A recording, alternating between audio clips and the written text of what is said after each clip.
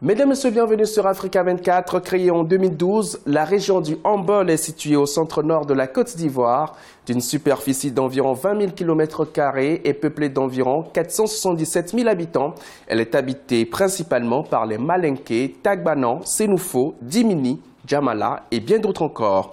Nous recevons dans ce numéro de décryptage Ibrahim Khalil Konaté, le président du conseil régional du Hambol, récemment réélu sous l'étiquette du RHDP Parti Unifié, la coalition au pouvoir. Nous parlerons de développement local et des questions politiques d'actualité. Présentez-nous brièvement les potentialités ou les opportunités de la région du Hambol. C'est une région riche en matière agricole et minière. C'est une grosse région productrice de noix de cajou, d'arachide, d'igname, de maïs. Et on fait du coton, de la mangue. C'est une région qui est essentiellement agricole et minière. Voilà donc des éléments essentiels qui vont nous permettre de mener la réflexion à l'effet d'apporter le développement. Parce que pour moi, être président du conseil régional, c'est être un ministre du développement local. Vous avez plusieurs projets phares, mais vous mettez l'accent sur l'un en particulier. Il s'agit de l'industrialisation de la filière anacarde dans votre région. Parlez-nous donc de ce projet. Ces élections nous ont donné l'occasion de faire des promesses aux populations. Maintenant que ces élections sont terminées, c'est de travailler à mettre en œuvre ces promesses pour qu'elles soient réalité. Et c'est ce que nous sommes en train de faire.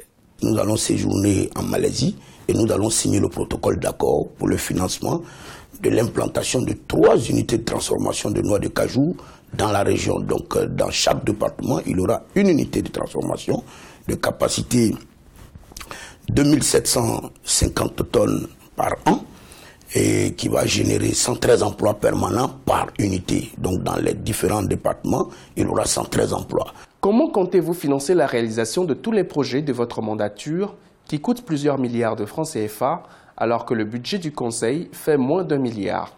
Nous, les acteurs, les élus locaux, nous pouvons nous consacrer à l'activité de recherche de partenaires pour investir dans le secteur productif.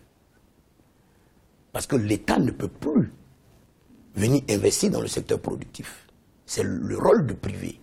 Et nous, en tant qu'élus, nous devons aller chercher ces privés-là. C'est pour ça que nous sommes en train d'élaborer très rapidement le plan régional de développement, pour montrer les potentialités de notre région et attirer les investisseurs. C'est ça notre mission.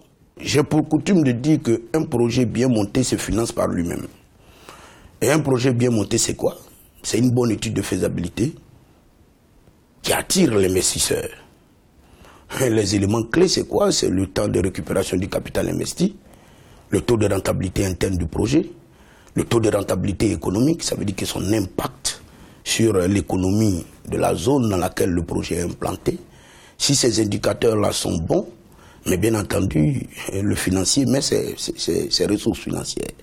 Voilà un peu ce que je dis. Et nous avons des taux de rentabilité qui tournent autour de 26%, 27%. Et le temps de récupération du capital investi, il est de 4 ans. Et le projet, il génère de réels bénéfices. Il faut que les populations, les conseillers, les opérateurs économiques, tout le monde s'implique dans la création de richesses à travers la mise ensemble de nos moyens respectifs. Les élections locales du 13 octobre 2018 ont été émaillées de troubles dans plusieurs localités du pays. Dans votre région, certaines populations pensent que les cadres sortent plus divisés de ces élections. Que répondez-vous et qu'en dites-vous? La politique, je veux que les gens la voient autrement. Il faut faire un combat idéologique, de vision, mais pas de combat d'hommes ou de personnes. Bien entendu, il faut faire en sorte que les uns et les autres arrivent à dépasser les clivages. Parce que c'est de cela que le président Alassane Ouattara parle. Quand il appelle les enfants d'Oufo-Boigny au rassemblement, c'est de cela qu'il s'agit. La politique unitaire qu'il veut pour les partis politiques que sont le RDR, le PDCI, le MFA, le PIT, l'UDPCI, c'est cela. C'est créer un groupe d'individus qui animent leurs partis respectifs et qui acceptent de faire le sacrifice pour dire que nous acceptons que notre parti disparaisse au profit d'un grand rassemblement. Mais ça amène forcément la stabilité. Et c'est la même chose dans la région du Hambol. Nous avons été adversaires, et c'est ce que j'ai dit, l'adversité temporelle de 2 semaines pendant les élections, mais doit s'arrêter dès lors que les résultats sont proclamés. Moi, je pense que le plus important aujourd'hui, c'est de solutionner de façon durable les questions essentielles. Vous êtes membre de la coalition au pouvoir, c'est-à-dire du RHDP Parti Unifié. Depuis la région du Hambol, quelle lecture faites-vous de la présidentielle de 2020 ? Aujourd'hui, après le 13 octobre, élection de mi-mandat, 1 300 000, c'est-à-dire 60% de l'électorat dit oui au président Alassane Ouattara, je m'en tiens à cela. Et ce que j'ai à faire en tant qu'acteur politique dans ma région, c'est de faire en sorte que, au lieu de 118 000 inscrits dans la région du Hambol, en 2020, je sois à 150 000 au moins, et que sur ces 150 000, j'arrive à faire en sorte que ce soit 80% qui participent aux élections, et les 80% qui participent aux élections portent leur choix sur mon candidat.